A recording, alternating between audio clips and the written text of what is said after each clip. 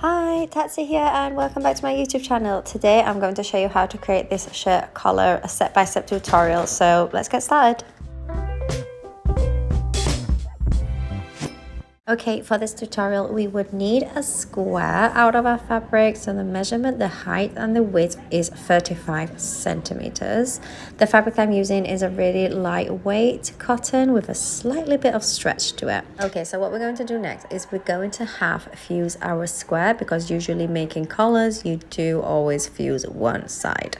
So I just fused the fabric, and what I'm going to do now, I'm going to fold it once. And these two seams here, they would be sewn later, but I'm going to fold it again for me to find the center. And what I'm doing here is I'm pressing this down for me to get a crease to be able to see where my center is, because we need to cut through this 7 centimeters.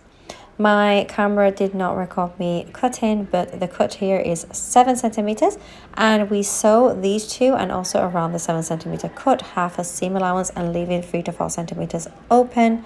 As you guys can see, I have sewn around the cut. This is already been folded, so you don't need to sew, and these are the areas. So I'm going to snip the corners. Don't cut the thread, be careful. This is for me to, when I want to turn it inside out, we'll get a really neat edge.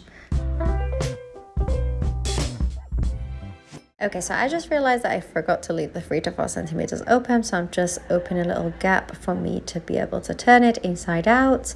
I'm just turning the whole thing inside out, and make sure to bring out the angles. You can always push them with end of your scissors. You can use a pen or anything to push those angles out.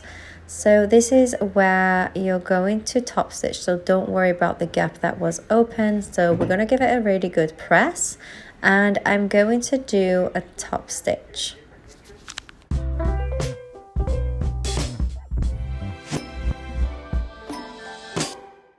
And this is our final collar. Look how cute she is. I actually made two, because yesterday I made one for a tutorial through Instagram and everybody was obsessed. So I decided to make my second one. I decided to make it and film it for you guys on YouTube and share it here with you guys.